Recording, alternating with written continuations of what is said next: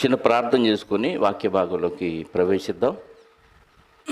తల్ల వంచి కళ్ళు మూసుకుంటే ప్రార్థన చేసుకుందాం. మహోన్నతుడ, ప్రేమ నమ్మకం కలిగిన మా కన్న తండ్రి, పరిశుద్ధుడైన దేవ, మీ ఘనమైన శ్రేష్టమైన ఉన్నతమైన నామమును బట్టి ఈ ఉదయకాల సమయంలో మిమ్మల్ని స్తుతించి ఆరాధించి మిమ్మల్ని తండ్రి అని పిలిచి మిమ్మల్ని ఘనపరిచే మహాభాగ్యాన్ని మాకు క్రీస్తు ద్వారా ప్రసాదించినందుకు మీకు స్తోత్రాలు చెల్లిస్తున్నాము తండ్రి. ఎంతైనా మీరు నమ్మదగిన వారు. మీ పట్ల మేము విధేయులై ఉండాలని, విధేయతను కోల్పోయినప్పుడు ఎలాంటి ప్రమాదాలు మాకు జరుగుతున్నాయో ప్రకృతి ద్వారా మాకు నేర్పిస్తున్న విధానాన్ని బట్టి మీకు కృతజ్ఞతాస్తుతులు చెల్లిస్తూ, ఈరోజు కొన్ని మాటలు మా బ్రతుకులు బాగు చేసుకోవటానికి మీ జ్ఞాన గ్రంథమైన బైబిల్లో నుంచి మాకు అవసరమైన జ్ఞానవాక్కులు మేము నేర్చుకొని సరిచేసుకోవటానికి కావలసిన జ్ఞానవాక్కులు ప్రసాదించమని కోరుకుంటూ, మహిమ ఘనత ప్రభావాలు మా అందరి ద్వారా మీరే పొందుకొనమని మా రక్షకుడు మీ ప్రియకుమారుడైన క్రీస్తు యేసు పరిశుద్ధ నామములో ప్రార్థించి అడిగి వేడుకొనిచున్నాను పరలోకపు తండ్రి, ఆమేన్. కూడి వచ్చిన మీ అందరికీ క్రీస్తు నామములో నా శుభాభివందనాలు. ప్రభునందు ప్రియమైన దేవుని వాళ్ళారా, మరి మరొక పునరుద్ధాన దినం ఏప్రిల్ నెలలో మరి 26వ తారీఖు దేవుడు మనకు అనుగ్రహించినందుకు తండ్రి అయిన దేవునికి క్రీస్తు ద్వారా కృతజ్ఞతాస్తుతులు చెల్లిస్తూ, బ్రతికి ఉండగానే మరొకసారి స్తుతించే అవకాశం, దేవుణ్ణి ఘనపరిచే అవకాశం దేవుడు మనకిచ్చాడు. మనం పోయే పాతాళమందు స్తుతులు, కృతజ్ఞతాస్తుతులు, జ్ఞానమైన, పగైన, ప్రేమైన ఏవి ఉండవని లేఖనం మనకు తెలియచేస్తుంది. కాబట్టి భూమి మీద ఉన్నామంటే మరొకసారి స్తుతించే అవకాశం దేవుడు మనకు అనుగ్రహించాడు. కాబట్టి ఈ సందర్భంలో మనం నేర్చుకోబోయే అంశం పేరు విధేయత. ఇంగ్లీష్లో ఒబీడియన్స్ అంటారు. విధేయత అసలు నిజంగా ఇది ఈరోజు లేకపోతే ప్రపంచంలో ఈ విధేయత అనేది కొందరిలోనైనా లేకపోతే ఖచ్చితంగా ఈరోజు భూమి అనేది నిలబడి ఉండేది కాదు. అందుకే కింద క్యాప్షన్ ఏం పెట్టానంటే, సృష్టి నిలబడుటకు ఇదే కారణం. ఈరోజు సృష్టి నిలబడుటకు విధేయతే కారణం. కాబట్టి విధేయతను గురించి మనం నేర్చుకుందాం. ఈరోజు తల్లిదండ్రులు పిల్లలు తమకు విధేయులై ఉండాలని కోరుకుంటారు. ఒక భర్త తన భార్య తనకు విధేయురాలై ఉండాలని కోరుకుంటాడు. ఒక అధికారి, ఆఫీసులో పనిచేసే ఒక అధికారి తన కింద ఉన్న ఉద్యోగులు నాకు విధేయులై ఉండాలని కోరుకుంటాడు. అలాగే ప్రభుత్వాలు లేదా చట్టానికి ప్రజలందరూ విధేయులై ఉండాలని చట్టం మనకి తెలియచేస్తుంది. అంటే ఎక్కువ వారికి తక్కువ వారు విధేయులై ఉండాలి అనేది మనకి ఇక్కడ నియమం అర్థమైపోతే, మరి ఈ ప్రకృతిని మనకి ప్రసాదించి, ఈ సృష్టిని మనకి అందించి, ఈ సృష్టి ద్వారా దేవుడు మనకు నేర్పిస్తున్న మాట ఏంటంటే, వీటన్నిటినీ దయచేసిన నాకు మీరు విధేయులై ఉండాలి అనేది దేవుడు మనకు నేర్పిస్తున్నాడు. ఆ నేర్పించే భాగములో దేవుడు ఈ సృష్టిని కలిగించి, సృష్టిలో మొదటి దంపతులను కలిగించిన తర్వాత దేవుడు వారితో పలుకుతున్న మాటను ఒకసారి మనం జ్ఞాపకం చేసుకోగలిగితే, ఆదికాండము 1వ అధ్యాయము 28వ వచనం చూద్దాం. దేవుడు వారిని ఆశీర్వదించెను ఎట్లనగా, మీరు ఫలించి అభివృద్ధి పొంది విస్తరించి భూమిని నిండించి దాన్ని లోబరుచుకొనుడి, సముద్రపు చేపలు దానిని లోబరచుకొనుడి అన్నాడు. అంటే ప్రకృతిని అంతటినీ మనుషులు ఏం చేయాలి? లోబరుచుకోవాలి. సముద్రపు చేపలు, ఆకాశ పక్షులను, భూమి మీద ప్రతి జీవిని ఏలుడని వారితో చెప్పాను. అంటే లోపరుచుకోమన్నాడు, దానిని ఏలమన్నాడు. అంటే ప్రకృతి అంతా మనిషికి ఏమవ్వాలి అని అంటే విధేయత చూపించాలి. ఏమంటే నిజంగా ఈ విశాలమైన ప్రకృతిని మనిషి లోబరుచుకోకపోవటాన్ని బట్టే ఈరోజు ఇప్పుడు పాడిన పాటలు విన్నారు కదా, మనం సరిగ్గా దేవునికి విధేయులై ఉంటే ఈరోజు చేతులు కడుక్కోండి, మాస్కులు పెట్టుకోండి, ఇళ్లలో నుంచి బయటికి రాకండి, మొత్తం డ్రెస్ వేసుకోండి, వైరస్ రాకుండా ఉంటుంది అనే మాట మనం వినాల్సిన అవసరం లేదు. దేవునికి విధేయులై ఉంటే ప్రతి మనిషి ప్రకృతి మన అధీనంలో ఉంటుంది, మనకు లోబడిద్ది అని వాక్యం మనకు తెలియజేస్తుంది. దాన్ని మనం లోపరుచుకోలేకపోవటాన్ని బట్టి ఈరోజు ప్రకృతే మనకి ఎదురు తిరిగింది అని చెప్పొచ్చు. ప్రకృతి ద్వారా దేవుడు మనిషికి ఇచ్చిన అధికారాన్ని చూపిస్తున్నాడు. ఇక్కడ మీరు దాన్ని లోపరుచుకోండి, అది మీకు లోబడుతుంది, దానిని ఏలండి అన్నాడు. అంటే ఏలిక. మన చట్టం ఏదైతే ఉందో, మన ప్రభుత్వాలు ఏదైతే ఉన్నాయో అవి మనకి ఏలికలు. మనం ప్రభుత్వానికి లోబడాలి. ఒక గృహ యజమాని గృహానికి ఏలిక, గృహాన్ని పరిపాలించే యజమాని. ఆ యజమాని మాట గృహంలో ఉన్న వ్యక్తులందరూ వినాలి. తల్లిదండ్రులు పిల్లలకు ఏలికలు కాబట్టి పిల్లలు తల్లిదండ్రులకు విధేయులై ఉండాలి. నువ్వు పనిచేసే ఫ్యాక్టరీ కానీ, ఆఫీసు కానీ, పొలం కానీ ఏదైనా, మీ మీద ఒక నాయకుడు ఉంటాడు. ఆ నాయకుడికి అందులో పనిచేసే ఉద్యోగులందరూ లేదా కూలీలందరూ లోబడి ఉండాలి. ఇలా లోబడితే ఖచ్చితంగా అంతా సస్యశ్యామలంగా, ప్రపంచం అంతా ఆనందకరంగా ఉంటుంది.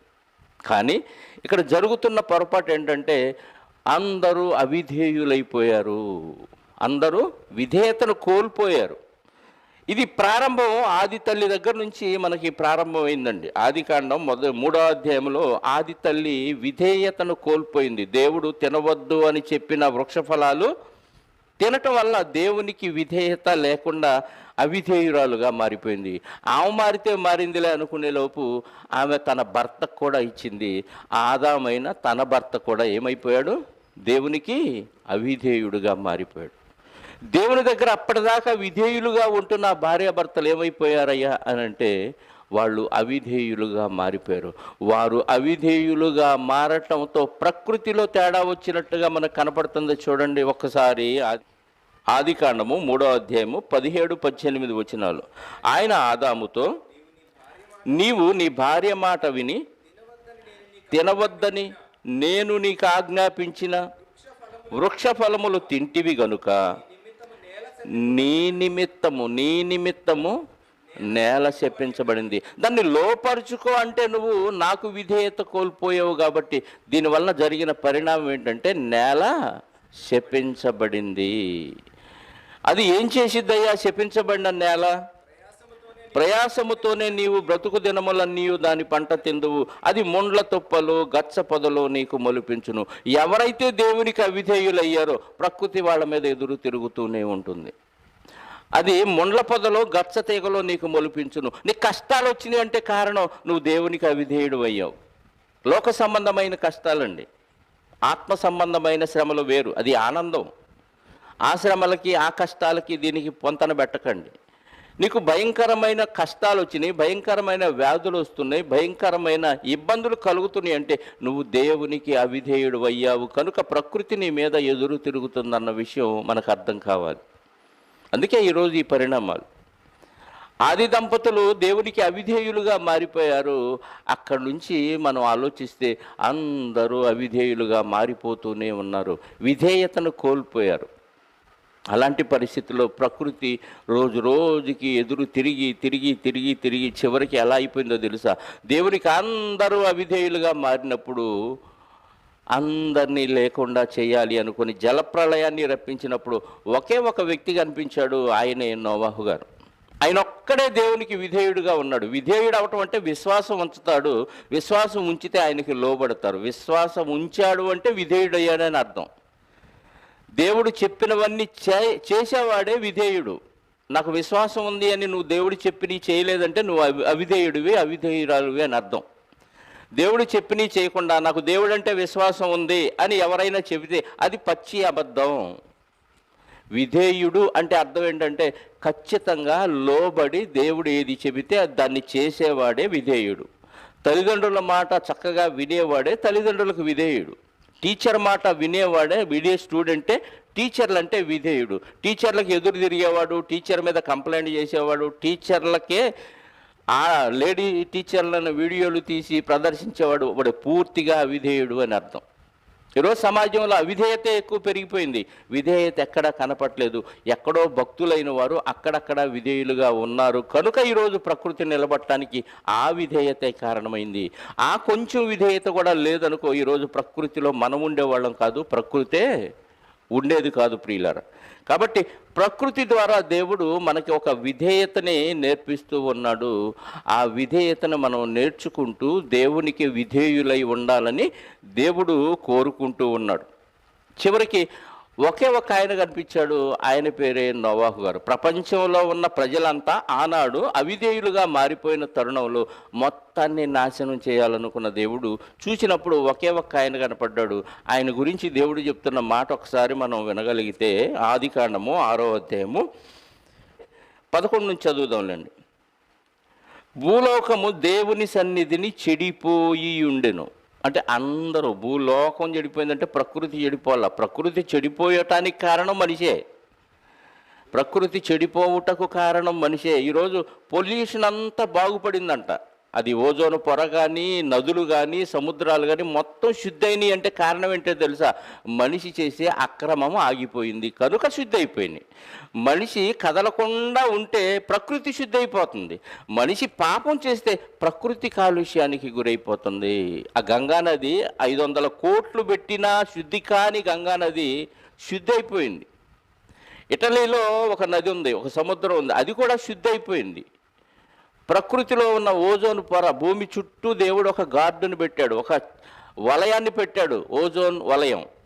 దానికి మనిషి యొక్క అక్రమాన్ని బట్టి రంధ్రాలు పడితే ఎవరో శాస్త్రవేత్తలు కూడా పూడ్చలేని స్థితిలో ఈరోజు మనుషులందరూ పాపాన్ని విడిచి గృహాలకు నిర్బంధమైన పరిస్థితిలో అదిగో ఆ ఓజోన్ పొర కూడా శుద్ధైపోతుంది. మనిషి పాపం చేస్తే ప్రకృతి పాడైపోతుంది. మనిషి పాపాన్ని విడిచిపెడితే, దేవునికి విధేయులైతే ఆటోమేటిక్గా ప్రకృతి సెట్ అయిపోతుంది, శుద్ధి అయిపోతుంది అన్న విషయం మనకి ఇప్పుడు క్లియర్గా అర్థమైపోతుంది. ఇంత శుద్ధి ఈ కోటాను కోట్లు ఖర్చు పెట్టిన ప్రపంచ మేధావులు ఆలోచించిన అవని శుద్ధి ఈరోజు మనుషులు ఎక్కడ వాళ్ళు అక్కడ పాపానికి దూరం అయిపోయి గృహాల్లో నిర్బంధం అవటం వలన ఎంత శుద్ధి అయిపోతుందో ఆలోచించండి ప్రియులారా. ఒకే ఒక ఆయన కనపడ్డాడు. ఆయన పేరే నోవాహు. ఏమంటున్నాడు? భూలోకము యెహోవా సన్నిధిని చెడిపోయి ఉండెను, భూలోకము బలాత్కారముతో నిండి ఉండెను. అంటే విధేయతను కోల్పోయారు, ఒకరినొకరు బలాత్కారం చేసుకుంటున్నారు, ఇబ్బందులు పాలు చేసుకుంటున్నారు. అలాంటి స్థితిలో దేవుడు భూలోకమును చూచినప్పుడు అది చెడిపోయి ఉండెను. అప్పుడు ఏమన్నాడు? భూలోకమును, భూమి మీద సమస్త శరీరులు తమ మార్గమును చెరిపివేసుకొని. ఏంట మార్గం? విధేయులై ఉండాలి దేవుడికి, కానీ అవిధేయత చూపించారు, మార్గాన్ని చెడిపివేసుకున్నారు. దేవుడు నోవాహుతో సమస్త శరీరుల మూలముగా భూమి బలాత్కారముతో నిండి ఉన్నది కనుక నా సన్నిధిని వారి అంతము వచ్చి ఉన్నది, ఇదిగో వారిని భూమితో కూడా నాశనము చేయుదును. మొత్తాన్ని నాశనం చేస్తాను. ఎందుకంటే బలాత్కారంతో నిండిపోయింది ప్రపంచం. ఆనాడు నోవాహు గారి కాలంలో పరిస్థితి ఎలా ఉందో ఈనాటి పరిస్థితి అలాగే ఉంది. కాకపోతే ఎక్కువ మంది ఉన్నారు ఈరోజు విశ్వాసులు. ఆ రోజు నోవాహు గారు ఒక్కడే కనిపించాడు. ఆ ఒక్కడికి దేవుడు చెప్పిన మాట ఏంటో తెలుసా? చితిసారకపు మ్రానుతో నీ కొరకు ఓడను చేసుకొనుము. విచిత్రం ఏంటో తెలుసా? అప్పుడు అసలు వర్షాలు లేవు. వర్షం అంటే ఏంటో తెలియని రోజులు అవి. వర్షాలు ఆకాశము నుండి చినుకు పడుతుంది, భూమిని తడుపుతుందన్న విషయమే లేని రోజుల్లో ఉన్నాడు నోవాహు గారు.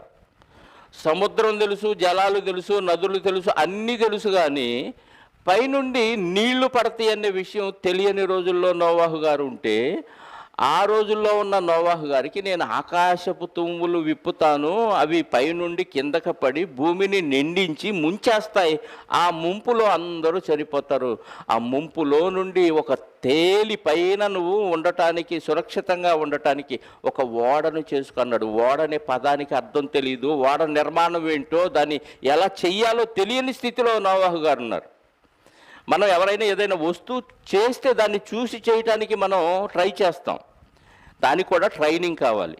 కానీ దేవుడు చితిసారకపు మ్రానుతో ఓడం చేసుకోమని చెబితే అసలు ఆ మానేంటి, ఆ చెట్టు ఏంటి, దాన్ని ఎలా చేయాలి, ఎలా కొయ్యాలి, దాన్ని ఎలా చెక్కలుగా మలచాలి, దాన్ని ఎలా పేర్చాలి, దాని మీద ఎలా కీలు పుయ్యాలి, ఏ టెక్నాలజీ తెలియని రోజుల్లో ఉన్నాడండి నోవాహు గారు. అంటే దేవుని పట్ల విధేయులై ఉంటే నీకు తెలియని విషయాలు కూడా అప్పటికప్పుడు తెలుసుకొని, దేవుని సహాయంతో తెలుసుకొని నువ్వు చెయ్యటానికి ఇష్టపడతావు. అది కష్టమైనా సరే. విధేయత ఉంటే జరిగేది ఏంటంటే కష్టమైన నువ్వు దానికి లోబడి ఇష్టంగా చేసేదే విధేయత. నోవాహు గారికి ఏం తెలీదు, పైనుంచి వర్షం పట్టడం అంటే ఏంటో తెలీదు, జలం వచ్చి ముంచేయటం అంటే ఏంటో తెలీదు, ఏమంటే ఓడంటే ఏంటో అసలు వినలేదు అప్పటిదాకా, అది దాన్ని ఎక్కడ చూడలేదు.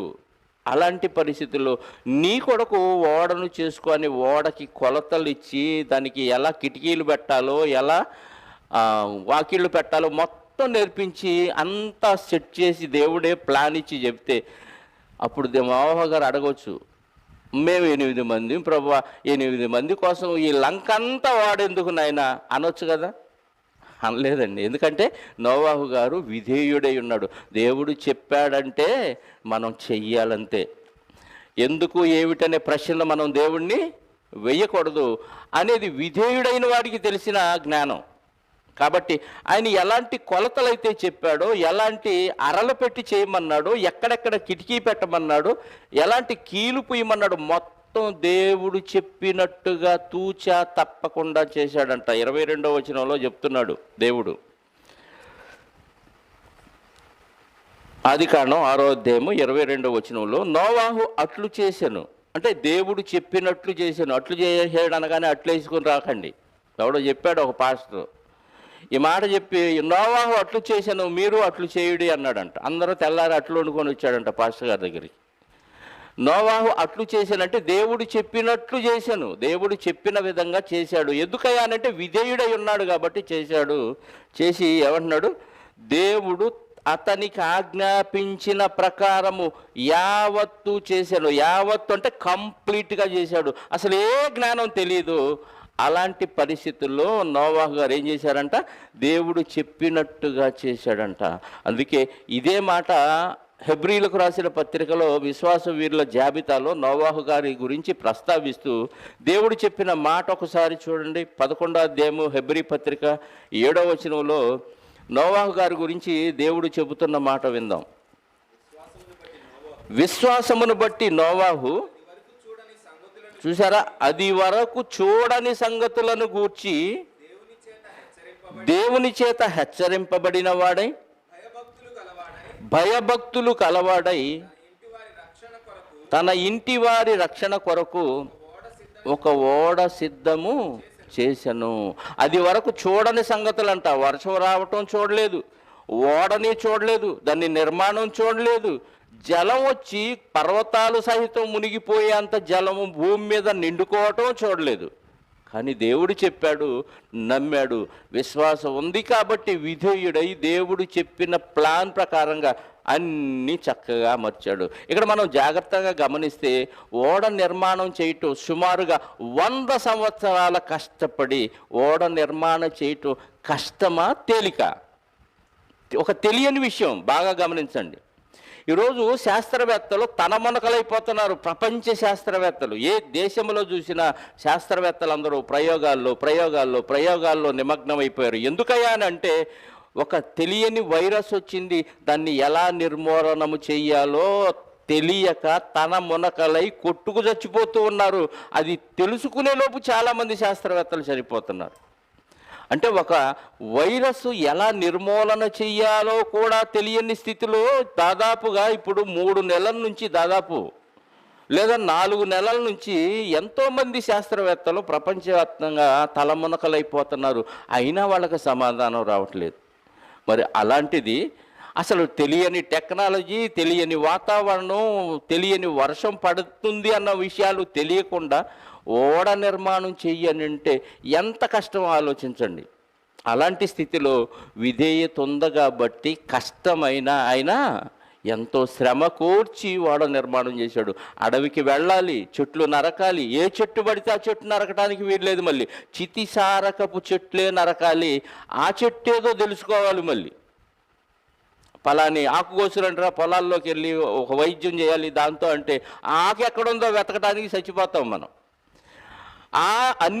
ఆ చెట్లలో చితిసారక మ్రానేదో తెలుసుకోవాలి. ఆ మ్రాన్లు ఎక్కడెక్కడ ఉన్నాయో వెతికి వాటినే నరికి వాటిని మళ్ళీ ఇక్కడికి చేర్చి ఆ మ్రానులతో ఒక ఓడ నిర్మాణం చేయాలంటే అంత ఈజీ కాదండి. కష్టం వచ్చింది. కష్టం వచ్చినప్పుడు బాధ వచ్చింది. బాధ వచ్చినప్పుడు విధేయత కోల్పోతాడు ఏ మనిషి అయినా. అన్నీ బాగున్నప్పుడు అందరూ ప్రశాంతంగా ఉంటారు. కోపం ఎప్పుడు వచ్చింది మనిషికి? మనిషిని ఎప్పుడైనా ఎవరైనా ఎందుకు ధిక్కరిస్తారంటే, నీకు కష్టం వచ్చినప్పుడు, చేసే పనిలో శ్రమ ఎదురైనప్పుడు, చేసే పనిలో కష్టం ఎప్పుడైతే ఎక్కువ అవుతుందో అప్పుడు విధేయత కోల్పోతారు. మనం సమాజంలో చూస్తుంది ఇదే. ఈ టెక్నిక్ మనకు అర్థమైపోతే విధేయత నేను ఎప్పుడు కోల్పోతాను, ఒకళ్ళకి లోబడే మనస్తత్వం నాకు ఎప్పుడు పోతుంది అని అంటే, అతను చెప్పిన మాట నువ్వు వినటానికి, అది పాటించటానికి నీకు పరిస్థితులు ఎదురు తిరిగినప్పుడు, నీకు చేతగానప్పుడు, నీకు అనుకూలంగా లేనప్పుడు కోపం పెరుగుతుంది. కోపం పెరిగితే నేను చెయ్యను పో అంటావు, అంతే. అర్థమవుతుందా? బాబేలు గోపురం కట్టేటప్పుడు అందరూ ఏకభాష ఏకభావంతో కలిగి ఒక ఆకాశమునంటే గోపురం కడుతున్నారంట. నోవాహు జలప్రళయం అయిపోయిన తర్వాత అందరూ ఏమైపోయారు? ఏకత్వాన్ని కలిగి ఒకే భాష ఒకే మాటతో ఒకే పలుకుతో ఉన్న ప్రజలు ఆ బాబేలు గోపురం కడుతున్నప్పుడు దేవుడు వాళ్ళకి భాషలు తారుమారు చేసినప్పుడు అక్కడ పని ఆగిపోయింది. అంటే ఒకరికొకరు విధేయులై చక్కగా గోపురం కట్టుకుంటున్న పరిస్థితుల్లో ఎందుకు వాళ్ళు ఆ పనిని ఆపేయాల్సి వచ్చింది అని అంటే, ఒకడంటే ఒకడి కోపం వచ్చింది, ఒకడి మీద ఒకడు ఎదురు తిరగటం ప్రారంభించాడు. ఎందుకు ఎదురు తిరిగాడంటే, వీడికి ఆడు చెప్పే పని కష్టమైపోయింది, ఇబ్బంది అయింది, అర్థం కాకపోయింది. ఎందుకంటే వాడు భాష వేరు, వీడి భాష వేరు, అర్థం కాల.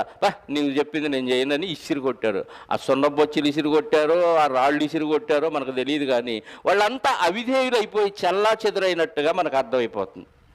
అంటే ఒకరు విధేయులై ఉన్న వ్యక్తి అవిధేయత చూపించాడంటే కారణం ఏంటో తెలుసా? ఆ చేసే పనిలో నీకు కష్టం ఎదురైంది, ఆ కష్టాన్ని ఎదుర్కొనలేక, దాన్ని సాధించలేక నీకు విసుగొచ్చి విధేయతను కోల్పోతాం. ఇది కామన్గా ప్రపంచంలో ఏ మనిషికైనా జరిగే పరిస్థితి. అందుకే యోబు గ్రంథంలో ఒక అద్భుతమైన సూత్రాన్ని దేవుడు ఇక్కడ మనకు తెలియచేశాడండి. యోబు గ్రంథం 36వ అధ్యాయము 15వ వచనం. శ్రమపడు వారిని వారికి కలిగిన శ్రమ వలన వారిని దేవుడే శ్రమపడే వారికి శ్రమ వచ్చింది. ఆ శ్రమ నుంచి విడిపించాలంటే ఎవరు సాధ్యం? ఎవరికి సాధ్యం అంటే దేవుడికే సాధ్యం. అప్పుడు దేవుడికి శ్రమ పడే వాళ్ళు ఏం చేయాలి? లోబడాలి. దేవునికి లోబడితే నీకు శ్రమ వచ్చినప్పుడు దేవుడే విడిపిస్తాడు. అయితే బాధ వలన వారిని విధేయులుగా చేయును. బాధ వలన వారిని విధేయులుగా చేయును అంటే దేవుడే చేయాలి. నువ్వు విధేయతగా ఉంటే దేవుడికి బాధ వచ్చిన నిన్ను అందులో నుంచి విడిపిస్తాడు. కాబట్టి దేవుడే నీ విధేయతను అలాగే ఉంచుతాడు, తీసేసే విధంగా నిన్ను పక్కకు పోనీయుడు. బాధలో దేవుడే వారిని విధేయులుగా చేయును అని. అంతేకాక బాధలో నుండి ఆయన నిన్ను తప్పించును, ఇరుకులేని విశాల స్థలమునకు నిన్ను తోడుకొని పోవును. అంతేకాక బాధలో నుండి ఆయన నిన్ను విడిపించును. మళ్ళీ చదువుదాం 15వ వచనం. శ్రమపడు వారికి కలిగిన శ్రమ వలన ఆయన విడిపించును. శ్రమపడు వారికి కలిగిన శ్రమలో దేవుడు విడిపిస్తాడు. అంటే శ్రమలోనే విధేయత కోల్పోతారు. శ్రమ పడేవాడు శ్రమలో బాధ వచ్చింది, బాధ వల్ల ఏం చేస్తాడంటే విధేయత కోల్పోతాడు. కానీ మనం దేవుని యందు విశ్వాసం ఉంచితే ఆ విధేయత కోల్పోకుండా దేవుడు కాపాడుతాడంట. భర్త పట్ల భార్య విసుగొచ్చి అప్పటిదాకా విధేయురాలై ఉన్న భార్య ఎందుకు చిరాకు వచ్చి నీ మాట నేను విన్ను, పుట్టింటికి వెళ్ళిపోతానని అందంటే ఏంటో తెలుసా? అప్పటిదాకా ఉన్న ఓర్పు సహనం కోల్పోయిందని అర్థం. అదేమని ఎందుకమ్మా అలా చేసావని అడిగావనికి ఏం చెప్తారో తెలుసా? మరీ ఎంత చేస్తే అలా తట్టుకుంటామండి అంటాడు. ఎవరైనా అంతేననేది? తెగేదాకా లాగొద్దు అంటారు, విన్నారు కదా? అంటే విధేయత అంటే అర్థం ఏంటో తెలుసా? తెగుతున్నా నువ్వు ఓర్చుకోగలిగితేనే విధేయత. మరి ఇంత దారుణంగా హింసిస్తే నేను ఎలా తట్టుకుంటాను, అందుకే వదిలేసి వచ్చానంటారు. మరి ఇంతగా కొడుతుంటే నేను ఎలా తట్టుకుంటాను, అందుకే స్టూడెంట్ ఏమంటాడు, వచ్చేసాను స్కూల్ ఎగ్గొట్టి అంటాడు. మరి ఎంతగా శ్రమ పెడుతున్నాడు మా బాసు, అందుకే ఉద్యోగం మానేసి వచ్చేసాను అంటాడు. అంటే నువ్వు అక్కడ లోబడే తత్వం లేదన్నమాట. విధేయత నువ్వు బాగా శ్రమ వచ్చినప్పుడే నీకు అవిధేయత వచ్చింది. ఆ శ్రమలో కూడా నువ్వు ఓర్చుకొని దేవుణ్ణి ఆశ్రయిస్తే, దేవుని యందు విశ్వాసం కలిగితే విధేయతలో నుండి పోకుండా దేవుడే కాపాడుతానంటున్నాడు. ఎంత మంచి సూత్రమో చూడండి ఇక్కడ. అంటే ప్రతి మనిషికి అవిధేయత ఎందుకు వచ్చింది అని అంటే శ్రమ వచ్చినప్పుడే వచ్చింది. అక్కడే నీకు ఓర్పు కావాలి. ఆ ఓర్పు పోవటం వల్లే, ఆ సహనం కోల్పోవటం వల్లే మనం అంతా అవిధేయులుగా మారిపోయాం ప్రియులారా. ఇది ప్రకృతి ద్వారా మనకి దేవుడు నేర్పిస్తున్నాడు. అందుకే ప్రకృతిలో అన్నీ మనకి లోబడి ఉన్నాయి. నువ్వు పెద్ద చెట్టును నరుకుతున్నావు, అది నీకు లోబడింది కాబట్టి నువ్వు ఎలా నరికితే అలా నీకు లోబడిపోతుంది. తన ఆకారాన్ని మార్చుకుంటుంది నువ్వు ఆశించినట్లుగా. పెద్ద పెద్ద శక్తి కలిగిన అడవి జంతువులు, క్రూర మృగాలు కూడా ఒక మనిషికి ఎందుకు లోబడుతున్నాయి అని అంటే ఖచ్చితంగా దేవుడు నీకు లోబడమని ప్రకృతికి ఆదేశించాడు కనుక నీకు లోబడుతున్నాయి.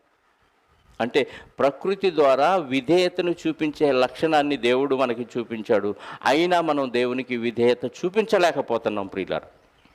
అందుకే దేవుడు ఆ విధేయత ఎలా ఉంటుందో మనకు నేర్పించటానికి యేసుక్రీస్తు వారిని భూమి మీదకు పంపించాడు.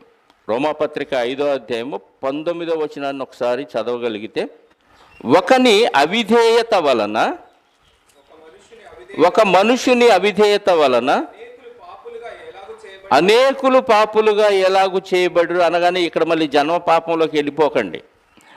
ఒకని అవిధేయత వలన అనేకులు పాపులుగా చెయ్యబడ్డారు.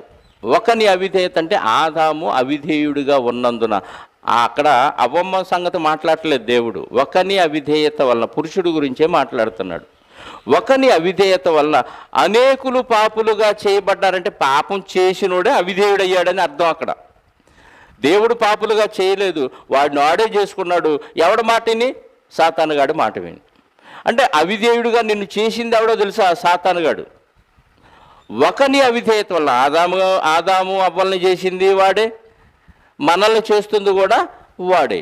కాబట్టి ఒకని అవిధేయత వలన అనేకులు ఎలాగూ పాపులుగా చేయబడరు, అలాగే ఒకని విధేయత వలన అనేకులు నీతిమంతులుగా చేయబడుదురు. ఒకని విధేయత అంటే ఎవరో తెలుసా? యేసుక్రీస్తు వారండి. యేసుక్రీస్తు వారు మనలాగే రక్తమాంసాలు కలిగిన దేహాన్ని ధరించుకొని భూమి మీదకి వచ్చి విధేయుడై ఉన్నాడు. విధేయుడై ఉండటం అంటే అన్ని బాగుంటే అందరు బాగానే విధేయులుగానే ఉంటారు. సకలం నీకు అనుకూలంగా జరుగుతుంటే, నీకు ఎదురు లేకుండా జరుగుతుంటే నువ్వు లోబడినట్టుగానే కనపడతావు. ఎప్పుడు ఎదురు తిరుగుతావు, ఎప్పుడు అవిధేయులుగా మారిపోతారు మనం అని అడిగితే ఖచ్చితంగా నీకు ఎదురొచ్చినప్పుడు, శ్రమ వచ్చినప్పుడు, కష్టం వచ్చినప్పుడు, బాధ వచ్చినప్పుడే నీ విధేయత ఏంటో అర్థమైపోద్ది. అన్నీ ఉంటే అందరూ విధేయులుగానే కనపడతారండి. యేసుక్రీస్తు వారు భూమి మీదకి వచ్చినప్పుడు అన్నీ అనుకూలంగా లేవు. ఆయన భూమి మీదకి వచ్చినప్పుడు అన్నీ వ్యతిరేకంగానే ఉన్నాయి. చివరికి ఆయన సహోదరులతో సహా, తర్వాత ఆయనకు పుట్టిన మరియమ్మకు పుట్టిన సహోదరులతో సహా ఆయన్ని చిత్రవద చేశారు, హింసించారు. ఈయన పిచ్చోడు అన్నారు.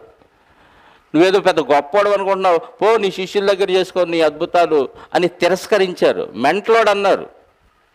ఇలాంటి పరిస్థితులు ఆయనకు ఎదురైనవి. చివరికి భూమి మీద పుట్టడానికి కూడా ఆయనకి సరి అయిన అనుకూల వాతావరణం లేదు. అలాంటి పరిస్థితుల్లో కూడా ఆయన విధేయత చూపించాడు దేవునికి. ఏదున్నా నువ్విస్తేనే నాకు వచ్చింది, నేను మాత్రం నీకు లోబడాలి, నీ మాట నేను వినాలి. వినటం విధేయత అంటేనే దేవుడు చెప్పింది వినటం. అది కష్టం వచ్చినప్పుడు వినకపోవటం, మేలు జరిగినప్పుడు వినటం కాదండి. నీకు ఏ పరిస్థితి వచ్చినా దాన్ని నువ్వు తూచా తప్పకుండా పాటించటమే విధేయత. మనకి ఈ లక్షణాలు లేవు. అన్ని బాగుంటేనే విధేయత, లేకపోతే అస్సలు విధేయతే ఉండదు. దేవుడు చెప్పిన మాట ఎప్పుడు పాటిస్తావు? నీకు అనుకూలంగా ఉన్నప్పుడు పాటిస్తావు. అననుకూలంగా ఉంటే దేవుడు లేడు, ఏమి లేడు, పక్కన పెట్టి కాసేపు. ఇది పెద్ద పాపంలాగా మనకు అనిపించదు. యేసుక్రీస్తు వారు విధేయుడై ఉన్నాడు కాబట్టి ఆయన వల్ల అందరూ విధేయులు అవ్వటానికి దేవుడు అవకాశం ఇచ్చాడు. ఆ విధేయత ఎవరి ద్వారా వచ్చిందంటే యేసుక్రీస్తు ద్వారా వచ్చింది.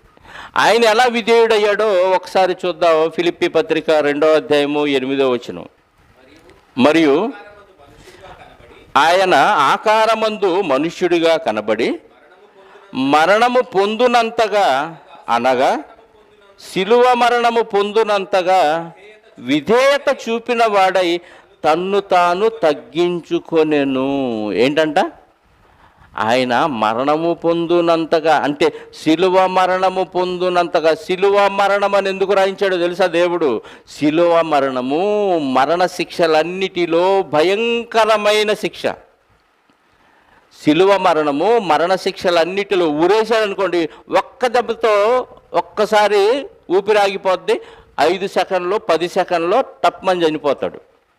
కానీ శిలువ మరణ శిక్ష అనేది ఘోరమైన శిక్ష. ఏ క్షణంలోనైనా మనం తిరగబడే అవకాశం ఉంది.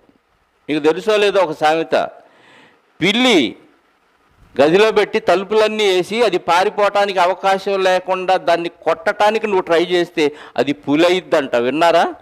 పులైనా గదిలో వేసి కొట్టడానికి ట్రై చేస్తే అది పులైద్ది. అంటే అది తిరగబడే తత్వం ఎప్పుడు వచ్చింది దానికి? ఇక పారిపోవటానికి అవకాశం లేని పరిస్థితుల్లో శ్రమ నాకు సంభవించింది, ఇక నేను చచ్చిపోతాను, చచ్చిపోయే కంటే ఎదుటివాడిని చంపటం మేలన్న ఆలోచన పిల్లి కలిగి పులిలాగా మన మీదకు దూకి గోళ్లతో రక్కి కొరికి పెట్టేసింది. అంటే విధేయత ఎప్పుడు కోల్పోతాడు మనిషి అంటే శ్రమలు వచ్చినప్పుడే కోల్పోతాడు. అందుకే యేసుక్రీస్తు వారి గురించి ఏమి రాయించాడో తెలుసా? ఆయన శిలువ మరణము పొందునంతగా, శిలువ మరణము పొందునంతగా అంటే ఘోరమైన శ్రమలు. ఆ శ్రమల్లో ఏ బలహీన క్షణంలోనైనా ఎదురు తిరిగే అవకాశం ఉంది. దేవా నేను ఇది చెయ్యలేను, నా వల్ల కాదు, పోతే పోయాను నరకానికి, నాకేం ప్రాబ్లం లేదు, ఈ కష్టం మాత్రం పగోడికి కూడా రాకూడదు అన్నంత బాధ ఉంటుంది. అలాంటి బాధలోనే దేవునికి ఎవరైనా ఎదురు తిరుగుతారు. కానీ ప్రభువారు అలా ఎదురు తిరగలేదంట. అందుకే ఈ పదాన్ని చాలా ఈజీగా చదువుతున్నాం, కానీ ఆయన ఆ పదాన్ని అక్కడ మనం ఉండి మనసు పెట్టి ఆలోచిస్తే నిజంగా ఆయన ఎంత శ్రమ అనుభవించాడు అనేది మనకు అక్కడ అర్థమవుతుంది ప్రియులారా. మళ్ళీ చదువుదాం ఆ మాట, 8వ వచనం, ఫిలిప్పీ పత్రిక 2వ అధ్యాయము. మరియు ఆయన ఆకారమందు మనుష్యుడిగా కనపడి మరణము పొందునంతగా, అనగా శిలువ మరణము పొందునంతగా విధేయత చూపిన వాడై తన్ను తాను తగ్గించుకునెను. ఏమంటే ఇక్కడ చాలా ఉందండి మ్యాటరు. ఆలోచిస్తే అద్భుతాలు చేశాడు, సూచక్రియలు చేశాడు, మహత్కార్యాలు చేశాడు, అందరి ముందు చేశాడు. ఏమంటే మనం గొప్పగా అందరి ముందు సన్మానాలు చేయించుకొని గొప్ప గొప్ప బిరుదులు పొంది గొప్పగా సమాజంలో అందరి ముందు కనపడిన తర్వాత ఎవడో బొడ్డోడి చేత నడి రోడ్డు మీద తన్నులు తింటా ఉన్నాం అనుకోండి, అందరూ చూస్తూ ఉండగా మన ఫీలింగ్ ఎలా ఉంటుంది చెప్పండి? ఒరే ఈడేందిరా అంత సన్మానాలు పొందాడు, అంత గొప్పోడు, కారులో తిరిగాడు, సూట్లు వేసుకొని తిరిగాడు, అందరినీ శాసించాడు, మహా గొప్ప కార్యాలు చేశాడు, ఈయనకు చాలా పవర్ ఉంది, ఈయన చాలా గొప్పడు అనుకున్నాం. బొడ్డోడి చేతిలో తన్నులు తింటున్నాడు. ఏంటంటే చులకనగా వాళ్ళు చూస్తున్న చూపులకి మనకి ఈగో హర్ట్ అయిపోయి మనం కొట్టలేకపోయినా వాడిని తిరిగి కొట్టాలని ఫీల్ అయిపోతాం. ఇక్కడ యేసుక్రీస్తు వారి పరిస్థితి కూడా ఎన్నో అద్భుతాలు చేశాడు, మహత్కార్యాలు చేశాడు, చనిపోయిన వారిని సైతం లేపినప్పుడు ఒక చవటల చేత తన్నులు తింటున్నాడు. అక్కడ దేనికి పనికిరాని వాళ్ళ చేత అవమానం పొందుతున్నాడు. బాగా ఆలోచించండి, అసలు ఎందుకు పనికిరానోడు కూడా ఈయన తిడుతున్నాడు. నువ్వెంత పెద్ద గొప్పోడు అన్నావు, రాజు అన్నావు, మెస్సయ్య అని అన్నావు, చనిపోయిన వాళ్ళని లేపావని నీ గురించి విన్నాము, అసలు నిన్ను నువ్వు కాపాడుకోవట్లేకపోతున్నావు ఏంటంటున్నాడు. ఇదే డైలాగు ఈరోజు హైందవ సహోదరులు, వాక్యం తెలియని వాళ్ళు కూడా చాలామంది, మీ యేసేమి యేసయ్యా, ఆయన తన్ను తాను శిలువ మీద నుంచి కాపాడుకోలేకపోయాడు, ఇంకా మిమ్మల్నేం కాపాడుతాడు అని ఎగతాళి చేస్తున్నారండి. అలాంటి వాళ్ళని కూడా క్షమించి విధేయత చూపే తత్వం ఎవరికి ఉందో తెలుసా? యేసుక్రీస్తు వారికి ఉంది. అదే తత్వం క్రైస్తవుల్లో ఉండాలి. వాడిని దూషించకూడదు, ఎదురు తిరగకూడదు. అలా మాట్లాడిన వాళ్ళకి తెలియలేదు పాపం, అయ్యో పాపం వీళ్ళకి తెలిస్తే బాగుండే అనుకోవాలే తప్ప వాళ్ళని దూషించకూడదు ప్రియులారా. అందుకే యేసుక్రీస్తు వారు ఆకారమందు శరీరములో మనుషుడిగా కనబడినను ఆయన విధేయత చూపిన వాడై దేవునికి లోబడ్డాడు కాబట్టి ఆయన తన్ను తాను తగ్గించుకున్నాడు. ఏ పరిస్థితుల్లో అయ్యానంటే శిలువ మరణము పొందే పరిస్థితులలో కూడా చుట్టూ ఉన్నవారు అవమానపరుస్తున్నా, నిందలు వేస్తున్నా, ఆయన్ని దూషించిన, కొరడాలతో కొట్టిన, ఒక పక్క శరీర బాధ, మరొక పక్క మానసికమైన బాధ. ఒక బాధే తట్టుకోలేము మనం, ఇటు పక్క అన్ని పక్కల నుంచి ఆయనకి శ్రమలు వచ్చినప్పుడు ఎవరు తట్టుకుంటారు చెప్పండి? అదే స్థితిలో మనం ఉంటే నాకు శిలువ మరణం వద్దు, బతికుంటే పోయి బలుసాకైనా దీన్ని బతుకుతాను, ఈ కష్టాలు నేను అనుభవించలేను, చస్తే వచ్చాను, నరకానికి పోయినా పర్వాలేదు, అప్పటి సంగతి అప్పుడు కదా అనే స్థితిలోకి మనం వెళ్ళిపోయి విధేయతను కోల్పోయి అవిధేయులుగా మారిపోతాం ప్రియులరా. కానీ ప్రభువారు అలా చేయలేదండి. ఆయన విధేయత చూపాడు. అన్ని కష్టాల్లో కూడా ఆయన విధేయత చూపాడు. దీన్ని బలపరుస్తూ మరొక మాట హెబ్రీ గ్రంథకర్త రాశాడు. ఒకసారి ఆ వచనాన్ని కూడా చూద్దాం. హెబ్రీ పత్రిక 5వ అధ్యాయము 8వ వచనం. హెబ్రీలకు రాసిన పత్రిక 5వ అధ్యాయము 8వ వచనం. ఆయన యేసుక్రీస్తు వారు దేవుని కుమారుడయ్యి ఉండి తాను పొందిన శ్రమల వదలన విధేయత నేర్చుకుని, అంటే కష్టాలు వచ్చినప్పుడే విధేయత ఎంత ఉందో బయటపడిద్ది. అర్థమైందా? నీ బలం ఎప్పుడు బయటపడిద్ది అంటే ఏదైనా బలమైన పని చేసేటప్పుడు నీకు ఎంత శక్తి ఉందో నీకు అర్థమైపోయింది. కూర్చొని నేను 100 మందిని కొడతానని డైలాగులు చెప్పొచ్చు, కానీ నిజంగా ఆ డైలాగు అమలుపరినప్పుడు లేదా 100 మంది వచ్చి నీ మీద తిరగబడినప్పుడు అప్పుడు కొడితే నువ్వు కొట్టగలవన్న రుజువు అర్థమైపోద్ది. ఇప్పుడు యేసుక్రీస్తు వారు కూడా ఎప్పుడు విధేయత నేర్చుకున్నాడంట? ఆయన శ్రమల వలన విధేయత నేర్చుకొనెను. అంటే శ్రమ వచ్చినప్పుడే విధేయత ఎక్కువగా మనం చూపించడానికి అవకాశం ఉంటుంది. కానీ శ్రమ వచ్చినప్పుడే విధేయతను కోల్పోయే అవకాశాలు మనకు ఉంటున్నాయి. ఎందుకనంటే మనకంత విశ్వాసం లేకుండా పోయింది ప్రియులరా. చదువుదాం. శరీరధారి అయి ఉన్న దినములలో, అదేనా, ఆయన కుమారుడై ఉండి 8వ వచనం, తాను పొందిన శ్రమల వలన విధేయత నేర్చుకొనెను. అంటే శ్రమల్లోనే యేసుక్రీస్తు వారు విధేయుడై నేర్చుకొని విధేయతను కనపరిచాడు. ఏ మాత్రం అవిధేయుడుగా మారలేదు. విధేయత అంటే ఏంటో, దానికి అర్థం ఏంటో ప్రాక్టికల్గా నిరూపించి మనకి కనపరిచిన వ్యక్తి ఎవరైనా ప్రపంచంలో ఉన్నారు అని అంటే పూర్ణంగా విధేయుడైన వ్యక్తి యేసుక్రీస్తు వారే ప్రియులారా. కాబట్టి మన గురించి దేవుడు రాయిస్తున్న మాట, పేతురు గారు రాసిన మొదటి పత్రిక 1వ అధ్యాయము 1-2 వచనాలు. యేసుక్రీస్తు అపోస్తులుడైన పేతురు తండ్రి అయిన దేవుని భవిష్యత్తు జ్ఞానమును బట్టి ఆత్మ వలన పరిశుద్ధత పొందిన వారై విధేయులగుటకును యేసుక్రీస్తు రక్తము వలన ప్రోక్షింపబడుటకును ఏర్పరచబడిన వారికి అంటున్నాడండి. అంటే క్రీస్తు ద్వారా రక్షణలోకి వచ్చిన వాళ్ళు ఎలా ఉండాలని చెప్తున్నాడు? తండ్రి అయిన దేవుని భవిష్యత్తు జ్ఞానమును బట్టి ఆత్మ వల్ల పరిశుద్ధపరచబడిన వారు. అంటే క్రీస్తు ద్వారా పరిశుద్ధపరచబడిన మనము పరిశుద్ధాత్మను పొంది ఉన్నాం కాబట్టి ఆ పరిశుద్ధత మనలో ఉంటే మనం ఏం చేయాలంటే విధేయులగుటకు, ఆత్మ వలన పొందిన వారై విధేయులగుటకు యేసుక్రీస్తు రక్తము వలన ప్రోక్షింపబడుటకు ఏర్పరచబడిన వారు. అంటే పరిశుద్ధులందరూ విధేయులవ్వాలి. ఆత్మ వలన మనం విధేయతని కనపరచాలి అంటున్నాడు.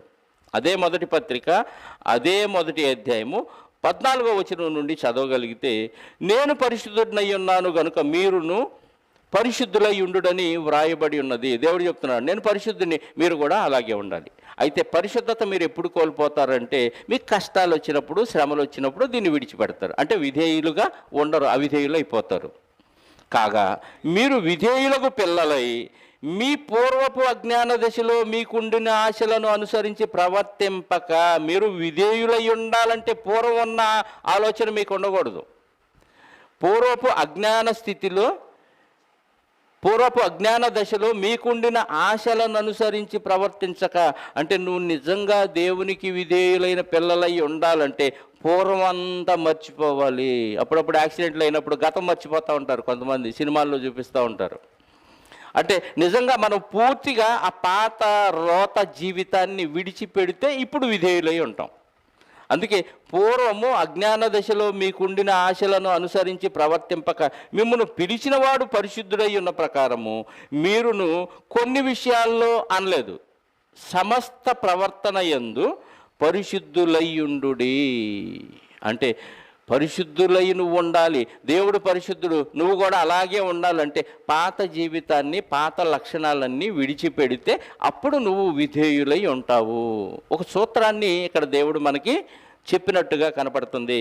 23వ వచనం, అదే మొదటి పత్రిక, అదే 1వ అధ్యాయము 23వ వచనంలో 22, 23 మీరు క్షయ బీజము నుండి కాక, అంటే నాశనం అయిపోయే విత్తనం నుండి పుట్టలేదు, మీరు అక్షయ బీజమైన విత్తనం, అంటే వాక్యం అనే విత్తనం, అంటే క్రీస్తు అనే విత్తనము ద్వారా మీరు శాశ్వతమగు జీవము గల దేవుని వాక్యము మూలముగా అక్షయమైన బీజము నుండి పుట్టింపబడిన వారు గనుక. మనల్ని దేవుడు ఎలా పుట్టించాడంటే వాక్యం అనే అక్షయమైన బీజం, అంటే యేసుక్రీస్తు ద్వారా పుట్టించాడు. పుట్టింపబడిన వారము గనుక నిష్కపటమైన సహోదర ప్రేమను కలుగునట్లు మీరు సత్యమునకు విధేయులవుట చేత మీ మనసులను పవిత్రపరుచుకొనిన వారయ్యుండి ఒకనినొకడు హృదయపూర్వకముగా నిష్కపటముగా ప్రేమించుడి అంటున్నాడు. నిజంగా మనం దేవునికి విధేయులైతే ఆ విధేయత ఎలా కనపడిద్దంటే, అవతల సహోదరుడు ఎంత విసిగించినా, ఎంత శోధించినా, ఎంత అవమానపరిచినా, ఎంత నిందించినా నువ్వేం చేయాలంటే వాడిని ప్రేమిస్తూనే ఉండాలి. ఈ ప్రేమిస్తున్నావు అనే దానికి నిదర్శనం ఏంటంటే నువ్వు దేవునికి విధేయుడై ఉన్నావు అని అర్థం.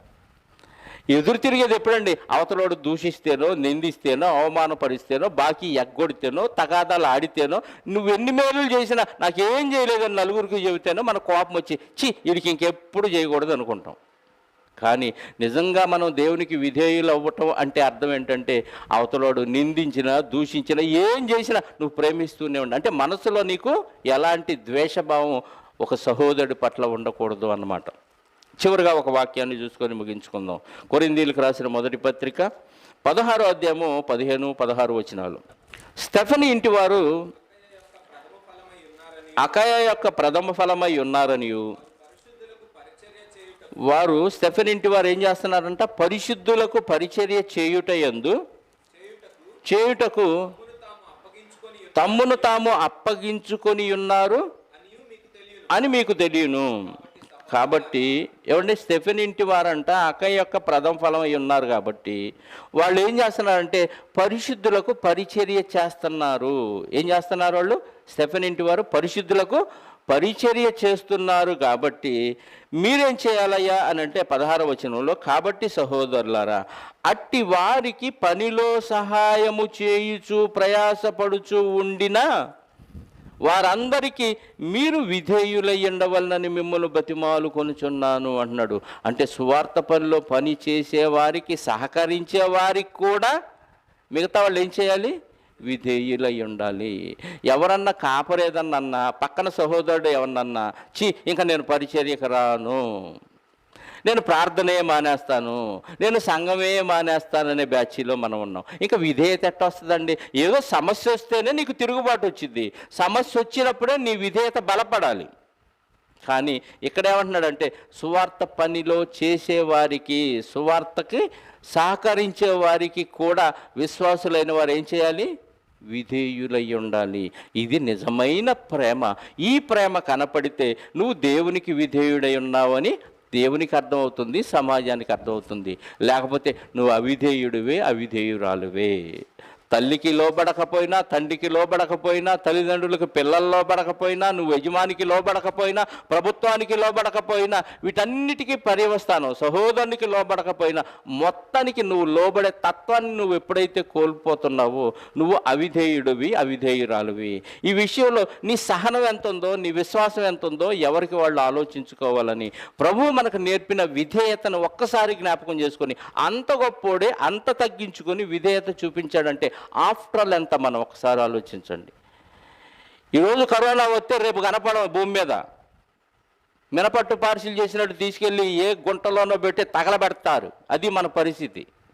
ఇలాంటి స్థితిలో ఈగో హర్ట్ అయిపోయి నేనేంటి, నా గొప్ప ఏంటి అనే ఫీలింగ్లోకి ఎవ్వరూ వెళ్లకుండా ప్రతి ఒక్కళ్ళు ఆఫ్టర్ ఆల్ ఇంతలో కనబడి అంతలో మాయమైపోయి ఆవిర్లాంటి వాళ్ళు అంత గొప్ప పరిశుద్ధుడే పరలోకం నుంచి భూమి మీదకి వచ్చి అన్నిటినీ తగ్గించుకొని విధేయుడైనప్పుడు మనం ఎంత అనే ఆలోచనలోకి వెళ్ళినప్పుడు అందరినీ ప్రేమిస్తాం. తద్వారా దేవునికి విధేయులైనట్లుగా మనం రుజువుపరుచుకుంటాం. కాబట్టి ఇలాంటి విధేయత ప్రతి ఒక్కరూ కనపరిచి ఒకరినొకరు ప్రేమించుకుంటూ ఉండాలని, ఇది ప్రభువు మనకు నేర్పిన ప్రార్థన లేదా ప్రభువును మనకు నేర్పిన క్రమం అన్న విషయాన్ని మనం అర్థం చేసుకొని ఇటు ప్రభువుకి, పరిశుద్ధాత్మకి, తండ్రికి విధేయులై ఉండాలని ప్రేమతో మనవి చేస్తూ నా మాటలు ముగిస్తున్నాను.